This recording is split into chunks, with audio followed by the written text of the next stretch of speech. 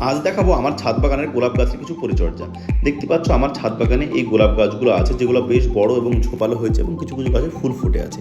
তো গোলাপ গাছের ক্ষেত্রে প্রথমেই জানতে হবে কোনগুলো অ্যালাডাল এবং কোনগুলো বেসাল শুটস। দেখতে পাচ্ছ এইগুলো হচ্ছে বেসাল শুটস। বর্ষাকালে অনেকই বেসাল শুটস আসে। তো জয়েন্টের ওপর থেকে যে ডালটা বেরোবে সেটা হচ্ছে বেসাল শুটস, এবং বেসাল শুটস মোটা হবে এবং অনেক ফুল ফুটবে। অপরদিকে যেটা গাছের গোড়া থেকে বেরোবে বা জয়েন্টের নিচের দিক থেকে বেরোবে সেটা কিন্তু অ্যালাডাল। সেই ডালটাকে অবশ্যই কেটে ফেলতে হবে, কারণ এই ডালটা অনেক বড় হয়ে যাবে কিন্তু কোনো ফুল আসবে না এবং গাছের যে গ্রোথ সেটাকে নষ্ট করে দেবে। আর একটা পরিচর্যা হলো গাছের প্রুনিং করা। ফুল ফুটে যাওয়ার পরে ফুলের অবশিষ্ট অংশগুলো গাছ থেকে অবশ্যই প্রুনিং করে কেটে ফেলতে হবে, এবং তার ফলে তার নিচ থেকে অনেক নতুন গ্রোথ বেরোবে। দেখো এই গাছটা প্রুনিং করে দিয়েছিলাম, ফলে এই গাছটা অনেক গ্রোথ বেরিয়েছে। প্রুনিং করার সময় যেখান থেকে ফুল ফুটে গেছে তার একটু নিচ থেকে ডালটাকে কাটতে হবে। তো এরকমভাবেই তোমরা প্রুনিং করে দেবে। প্রুনিং করা কিন্তু গাছের ক্ষেত্রে অবশ্যই গুরুত্বপূর্ণ। প্রুনিং করলে ভালো ফুল ফুটে। দেখো এই গাছটা প্রুনিং করেছিলাম, ফলে অনেক ফুল ফুটেছে। তো তোমাদের ভিডিওটা ভালো লাগলে অবশ্যই চ্যানেলটাকে একটা লাইক করে যেও।